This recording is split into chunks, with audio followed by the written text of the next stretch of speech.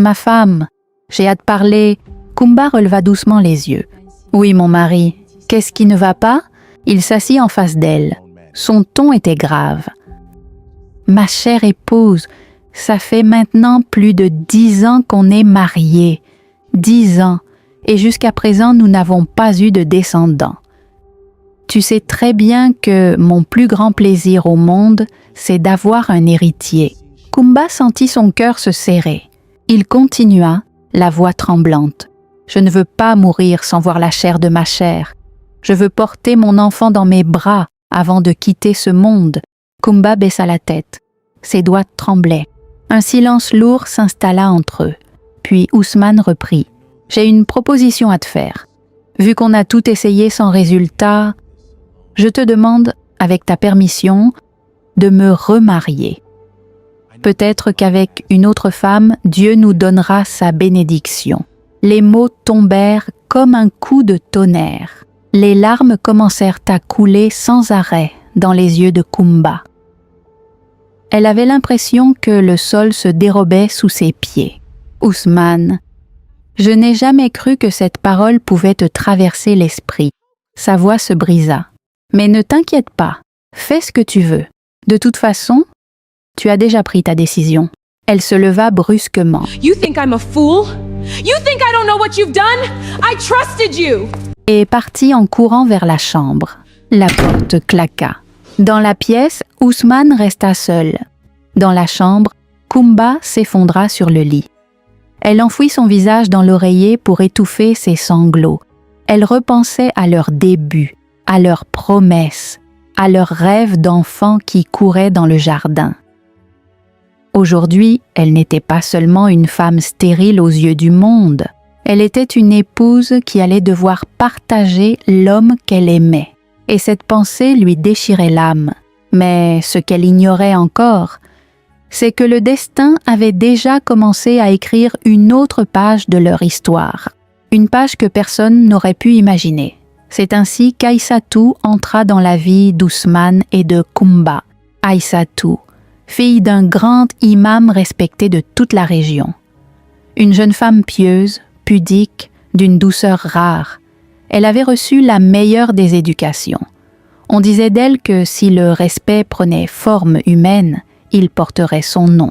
Tout le monde la connaissait pour sa gentillesse, pour sa voix mélodieuse lorsqu'elle récitait le Coran, pour sa pudeur dans sa démarche, pour la lumière qui semblait habiter son visage. Quand la nouvelle se répandit dans toute la ville, El Hadji Ousmane va se marier avec Aïssatou, les rues ne parlaient plus que de cela. Dans les marchés, sous les arbres, devant les boutiques, Nia, il a bien fait. 10 ans sans enfant, ce n'est pas facile pour un homme. Non, il ne devait pas faire ça à Kumba. Elle a toujours été une bonne épouse. Chacun donnait son avis, chacun jugeait. Mais personne ne peut échapper à son destin. Le jour tant attendu arriva. Le mariage d'El Hadji Ousmane et d'Aïssatou fut grandiose. Une cérémonie éclatante. Des invités prestigieux, des moutons sacrifiés, des youyous qui remplissaient l'air. La maison brillait de 1000 lumières. Tout le monde souriait, même Kumba. Elle portait un magnifique boubou brodé, le visage maquillé à la perfection. Elle accueillait les invités avec élégance. Elle riait. Elle félicitait la mariée. Mais au fond d'elle, un feu immense brûlait. Un feu silencieux, un feu dangereux. En regardant Aïssatou rire innocemment avec ses amis, Kumba murmura tout bas « Profite, c'est le dernier jour que tu connaîtras le bonheur. » Personne ne l'entendit. Les mois passèrent. À la surprise de tous, la maison d'Ousmane devint un véritable paradis. Kumba et Aïssatou vivaient comme des sœurs. Aïssatou considérait Kumba comme sa grande sœur. Elle la respectait profondément. « Grande sœur, est-ce que je peux faire ceci? Grande sœur, est-ce que je peux sortir? Grande sœur, est-ce que ça te dérange? » Elle lui obéissait à la lettre. Kumba, en retour, lui montrait une grande considération. Elle la conseillait, l'habillait, la protégeait même devant certaines langues malveillantes. Ousmane était fier. « Voilà des femmes dignes, disait-il. Allah m'a honoré. » Mais ce qu'Aïssatou ignorait, c'est qu'un feu énorme de jalousie et de haine consumait le cœur de Kumba. Chaque sourire d'Aïssatou était une blessure. Chaque regard affectueux d'Ousmane envers elle était un poignard. Kumba supportait, elle attendait. 1 an plus tard, la nouvelle tomba comme un éclair. Aïssatou était enceinte. La maison explosa de joie. Ousmane pleurait de bonheur. Il se prosterna immédiatement pour remercier Dieu. Les appels, les félicitations, les cadeaux affluaient de partout. Dans la ville, on disait « La bénédiction est arrivée. Le destin ne ment jamais. » C'était écrit. Aïssatou rayonnait. Son visage brillait encore plus qu'avant. Elle marchait avec douceur, protégeant son ventre comme un trésor sacré. Et Kumba? Elle souriait, elle félicitait. Elle organisait même une petite cérémonie pour annoncer officiellement la grossesse.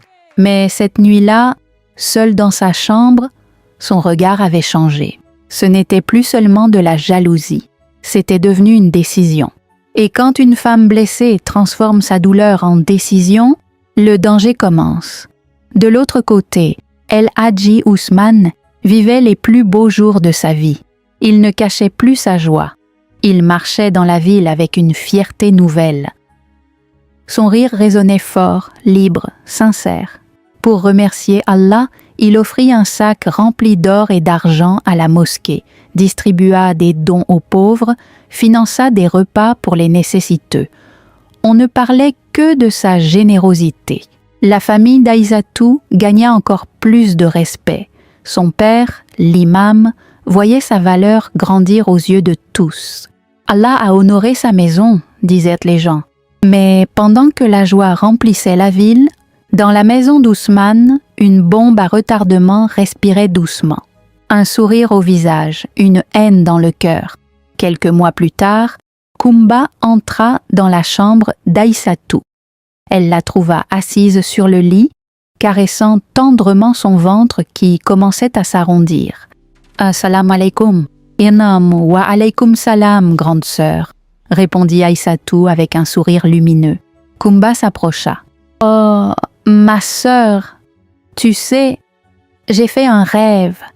J'ai rêvé que tu as enfanté un joli garçon. » Aïssatou éclata de rire. « Inch'Allah, mais même si c'est une fille, c'est aussi une bénédiction de la part de notre Seigneur. » Kumba sourit, puis tourna légèrement le visage et murmura dans son cœur « J'aurais préféré que ce soit une fille. Au moins, elle n'aura pas beaucoup d'héritage. » Le poison commençait à prendre forme. 5 mois plus tard, la grossesse avançait. Le ventre d'Aïssatou était désormais bien visible. Ousmane redoublait d'attention. Il veillait sur elle, surveillait son alimentation, appelait les médecins au moindre malaise. Un soir, seul avec lui dans la chambre, Kumba explosa. « Ce que tu fais n'est pas normal. Depuis qu'Aïssatou est enceinte, tu ne vois plus qu'elle. Comme si moi je n'existais plus. N'oublie pas qui est Kumba. » Ousmane baissa la tête. « Ma tendre épouse, une femme enceinte est presque entre la vie et la mort. Ce que tu vois, ce n'est pas de l'amour en plus, c'est de la pitié, de la protection. Et tu devrais en faire autant. » Kumba tourna le visage et murmura d'une voix glaciale « Si ça ne tenait qu'à moi, elle et son bébé mourraient aujourd'hui même. » 9 mois passèrent. Le jour arriva. Aïssatou donna naissance à une jolie petite fille. Une enfant magnifique. Elle ressemblait énormément à son père. Même regard, même sourire. Ousmane pleurait de bonheur. Il décida de lui donner le prénom Fatou en hommage à sa mère défunte, qui s'appelait aussi Fatou et qui avait quitté ce monde il y a fort longtemps.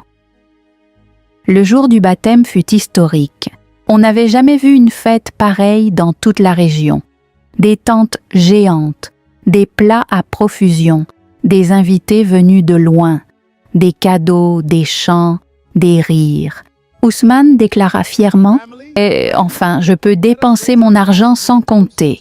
Cette fille connaîtra un bonheur qu'aucune autre fille n'a jamais connu. » Tout le monde éclata de rire, sauf Kumba. Son sourire était figé, son regard était vide. Quelques jours après le baptême, une sœur de Kumba vint lui rendre visite. Seule dans la chambre, elle parla à voix basse. « Ma chérie, tu dois prendre une décision, et vite. »« Pourquoi ?» demanda Kumba inquiète. Sa sœur soupira. « Est-ce que tu sais comment se fait le partage de l'héritage en islam ? » ?»« Non, dis-moi. »« Si votre mari décède, la fille prendra la moitié de la richesse, et les épouses partageront le 8e. » Kumba se redressa brusquement. « Quoi ? Tu comprends maintenant ? Tu dois agir, vite !» Ces mots tombèrent comme une étincelle sur un cœur déjà en feu. Aïssatou, elle, ne savait rien. Rien des calculs, rien des murmures, rien des intentions sombres. Parfois, lorsqu'elle allait voir sa famille ou faire des courses, elle laissait la petite Fatou entre les mains de Kumba. Kumba prenait le bébé dans ses bras. Au début, elle faisait semblant de sourire. Puis, une fois seule, ses doigts se resserraient légèrement autour du petit corps fragile. Ses yeux changeaient. Elle murmurait à l'oreille de l'enfant que c'est toi qui voulais détruire ma vie. C'est toi qui voulais prendre tout mon argent. Je te promets que ce jour ne viendra jamais. Le bébé commençait à pleurer et Kumba relâchait brusquement la pression juste avant que quelqu'un n'entre. La maison d'Ousmane brillait toujours de richesse. Mais dans l'ombre, le danger grandissait, et cette fois, ce n'était plus seulement de la jalousie. C'était devenu une menace. Aïssatou n'était pas naïve. À chaque fois qu'elle laissait la petite Fatou dans les bras de Kumba, elle remarquait quelque chose. Un changement subtil, un regard plus dur, une froideur étrange. Mais Aïssatou était une femme de foi. Elle levait les mains au ciel et répétait toujours la même prière. « Ah, même si je ne comprends pas tout, je laisse tout entre les mains du Tout-Puissant. » Elle avait confiance. Pendant ce temps, dans le cœur de Kumba, le feu de la jalousie brûlait sans jamais s'éteindre. Mais rien ne peut changer le destin écrit. Les années passèrent. Fatou grandit. Elle grandit en taille et en beauté.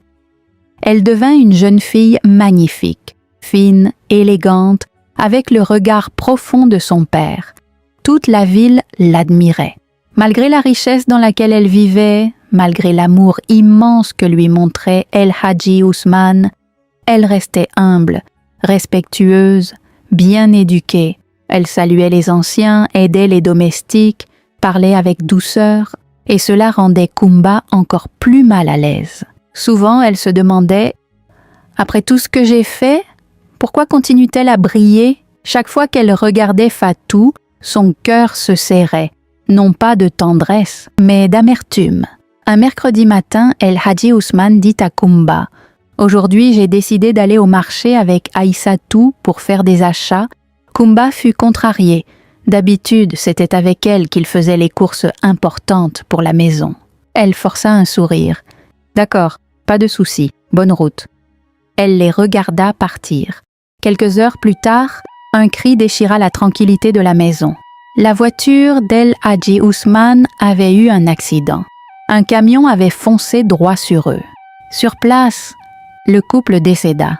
La nouvelle choqua toute la région. Personne n'y croyait. Un homme aussi puissant, une famille aussi respectée. Partir ainsi? La maison fut envahie de monde, des pleurs, des cris, des prières. Kumba pleurait devant tout le monde. Elle se frappait la poitrine. Elle buvait de l'eau entre deux sanglots. « Oh El Hadji, oh Aïssatou, vous m'avez laissée seule. » Sa douleur semblait immense, mais au fond de son cœur, une joie froide s'installait. Elle se murmurait « Voilà, maintenant plus personne entre moi et l'héritage d'Ousmane, à part cette vipère de fille. » En parlant de Fatou, Fatou avait déjà 10 ans. Malgré son jeune âge, elle comprenait. Elle savait que ses parents ne reviendraient plus. Elle ne pleurait pas bruyamment. Elle restait silencieuse. Ses yeux parlaient pour elle. À partir de ce jour, Kumba ne se cacha plus. Son côté obscur sortit au grand jour. Elle commença d'abord par priver Fatou de nourriture. « Tu as déjà mangé » mentait-elle. Puis elle ordonna à tout le personnel de ménage de quitter la maison. « Nous n'avons plus besoin de vous. » Et elle donna toutes les tâches à Fatou. Nettoyer, laver, balayer la grande cour. La petite fille qui était destinée à vivre comme une princesse devenait servante dans la maison de son propre père. Et chaque soir, Fatou levait les yeux vers le ciel. Comme sa mère. « Ah, Seigneur, je ne comprends pas, mais je te fais confiance, car ce que Kumba ignorait, c'est que l'injustice peut durer un temps, mais jamais pour toujours. » Les années passaient, mais le cœur de Kumba ne s'adoucissait pas. Au contraire, elle maltraitait Fatou sans la moindre pitié. À la moindre petite erreur, et parfois même sans erreur, elle la frappait. Des gifles, des coups de bâton, des insultes. Elle l'obligeait à dormir à même le sol sur le carreau froid sans matelas. Et elle répétait souvent les dents serrées « Mauvaise fille, si ce n'était pas parce que tu as le sang d'Ousmane, je t'aurais déjà chassé de cette maison. » Fatou pleurait en silence. Parfois, les voisins entendaient ses cris, mais personne n'osait intervenir. Kumba était puissante, riche, influente. Elle pouvait acheter le silence, manipuler les paroles, étouffer la vérité. Mais Fatou, malgré son jeune âge, était profondément attachée à la foi. Chaque nuit, dans sa petite chambre, elle priait. « Ah, Seigneur, protège-moi des mauvaises intentions de ma marâtre. » Un jour, Fatou remarqua quelque chose. Kumba avait passé toute la journée sans accomplir ses prières. Avec innocence, elle s'approcha. « Grande maman. » Elle l'appelait toujours ainsi, jamais par son prénom. « J'ai remarqué que ces derniers temps, tu ne fais plus tes prières quotidiennes. » Un silence glacial envahit la pièce. « Quoi, petite impolie, c'est toi qui vas m'apprendre la religion. Même ta mère est trop petite pour me faire ce genre de reproches. » Yeah, elle la frappa violemment. « Et ne m'appelle plus jamais maman, je ne suis pas ta mère, et je ne le serai jamais. » Fatou tomba au sol. Son cœur était blessé plus que son corps. Un autre jour, Kumba était assise dans la chambre de son défunt mari, perdue dans ses pensées. Comment se débarrasser d'elle? Soudain, son regard tomba sur une caisse qu'elle n'avait jamais remarquée. Curieuse, elle l'ouvrit. À l'intérieur des papiers, un testament, signé par El Hadji Ousmane. Ses mains tremblaient pendant qu'elle lisait. « À ma mort, toute ma richesse revient entièrement à ma fille unique, Fatou. » Kumba porta la main à sa bouche. Ses yeux s'écarquillèrent. « Donc, c'est ça. » Elle referma lentement la caisse et prit une décision. La seule solution, c'est que Fatou quitte ce monde. Sinon, quand elle grandira, je n'aurai rien. Le lendemain, Kumba remplit une grande casserole d'eau et la mit à chauffer. L'eau bouillait. Elle appela d'une voix étrangement douce « Fatou, Fatou !» avec un grand sourire. Fatou, qui ne doutait de rien, crut que quelque chose avait changé. Peut-être que son cœur s'était enfin adouci. Elle sourit en retour. « Oui, grande maman, que puis-je faire pour vous? »« Rien, ma fille. Approche. » En un instant, Kumba saisit la casserole et la renversa sur le corps de Fatou, de la tête aux pieds. Un cri déchirant remplit la maison. Fatou hurla de douleur. Kumba continua de verser. Encore. Jusqu'à ce que le petit corps ne bouge plus. Le silence. Fatou s'effondra. Son âme quitta son corps. Kumba, froide, nettoya soigneusement le sol. Elle laissa le corps dans la cuisine. Puis elle commença à crier. « Au secours! Au secours !» Les voisins accoururent. Kumba pleurait. « Je ne sais pas ce qui s'est passé. J'étais dans la douche. J'ai entendu son cri. Apparemment, elle s'est versée de l'eau chaude sans le savoir. La scène était suspecte, mais personne n'osa parler. Et ainsi, Fatou mourut dans la maison de son père, tuée par celle qui aurait dû la protéger. Mais l'histoire ne s'arrête pas là, car le ciel voit ce que les hommes taisent. Et quand l'injustice dépasse les limites, le jugement ne tarde jamais. Quelques mois après la mort de Fatou, La vie continua son cours, et Kumba vivait désormais comme une reine sans limite. Elle dépensait l'argent comme bon lui semblait, sans compter, sans réfléchir. Chaque soir, un jeune homme différent entrait dans sa maison, parfois un, parfois deux à la fois. Elle les payait le lendemain, généreusement, très généreusement. L'argent coulait, les bijoux disparaissaient, les voitures qu'Ousmane avait laissées furent vendues, les parcelles aussi. Elle vivait dans l'excès, comme pour étouffer quelque chose, comme pour noyer une voix intérieure. Mais l'argent, même immense, n'est pas infini. Petit à petit, le compte bancaire diminuait. Un jour, elle vérifia le solde. Il ne restait même pas 4 millions de francs CFA. Et seulement la maison. Tout le reste, vendu, dépensé, disparu. Elle s'effondra sur le lit. Comment est-ce possible? Les nuits devinrent longues, très longues, et ses rêves n'étaient plus paisibles. Elle voyait Fatou, debout, silencieuse, avec ses grands yeux qui la fixaient. Parfois, elle voyait Ousmane, qui ne disait rien, mais dont le regard était lourd de reproches. Kumba passa des jours enfermée. Elle ne sortait plus. Les gens dans la région commencèrent à murmurer. « Où est-elle? Elle a voyagé? Elle est malade ?» Une nuit, seule dans le salon sombre, elle se mit à réfléchir. À tout, à ce qu'elle avait fait aux autres, à ce qu'elle avait fait à Ousmane, et surtout, à ce qu'elle avait fait à Fatou. Ses mains tremblaient. Une idée traversa son esprit. Et si je partais à la Mecque, demander pardon, peut-être que Dieu me pardonnera. Elle se leva brusquement. Ouais, c'est ça, je vais me purifier, me laver de mes péchés. Elle prit une décision. Elle vendit la maison. Elle se dit, une fois revenue, je serai pardonnée, je pourrai acheter une petite maison et repartir à zéro. Mais Kumba ignorait une chose essentielle. On ne fuit pas ses actes avec un billet d'avion. Le pardon ne s'achète pas, et certains péchés demandent plus que des larmes pour être effacés. Le voyage qu'elle s'apprêtait à faire allait changer sa vie, mais pas comme elle l'imaginait.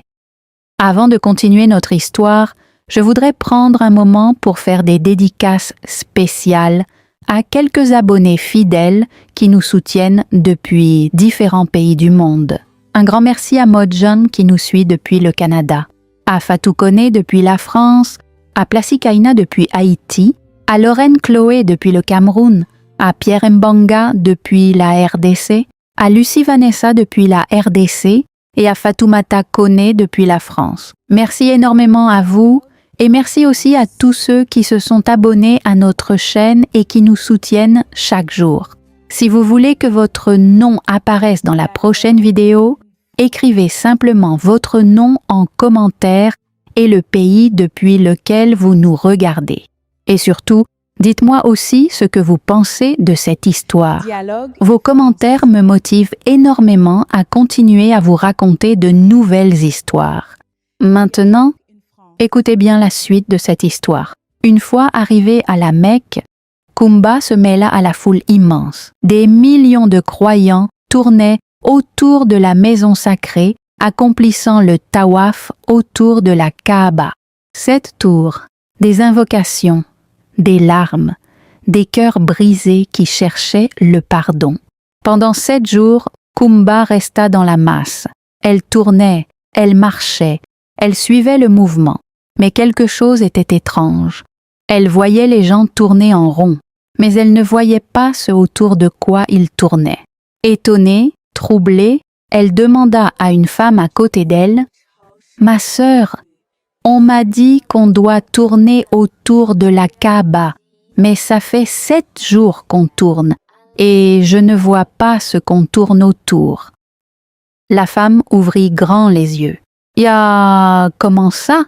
Mais c'est la Kaaba, elle est juste devant nous, c'est autour d'elle qu'on tourne depuis tout à l'heure. » Kumba répondit, la voix tremblante. « Wallahi, je ne vois rien. » La femme, choquée, prit sa main et l'amena vers la Kaaba.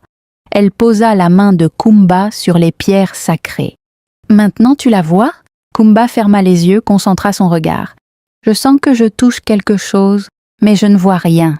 La femme murmura « Inna lillahi wa inna ilayhi raji'un ». Ce que Kumba et cette étrangère ignoraient, c'est qu'Allah avait fermé les yeux de Kumba. Elle tournait autour de la maison sacrée, mais elle ne pouvait pas la voir. Elles décidèrent d'aller consulter un imam nigérian présent à la Mecque.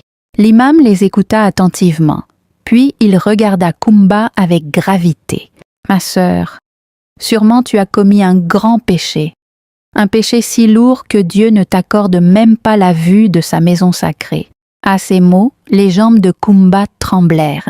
Elle éclata en sanglots. Et pour la première fois, elle raconta tout. Ousmane, l'héritage, la haine, les coups, le testament, l'eau bouillante, la mort de Fatou.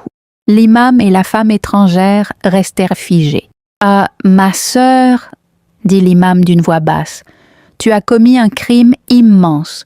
Nous ne pouvons que te dire d'implorer Allah sincèrement. Le pardon lui appartient. » Kumba passa le reste de son séjour à pleurer. Mais son cœur trouvait-il réellement le repentir ou seulement la peur? Elle retourna au pays. Elle acheta une petite maison dans un quartier modeste. Elle ne sortait presque plus. Elle priait, elle pleurait, elle parlait seule. Une semaine passa. Puis les voisins commencèrent à remarquer une odeur étrange, désagréable, très forte. Elle provenait de sa maison. Inquiets, ils décidèrent de vérifier. Ils frappèrent, aucune réponse. Ils forcèrent la porte, et là, ils trouvèrent Kumba morte. Son corps était dans un état effroyable, une odeur insoutenable. Les insectes avaient déjà commencé à ronger sa chair.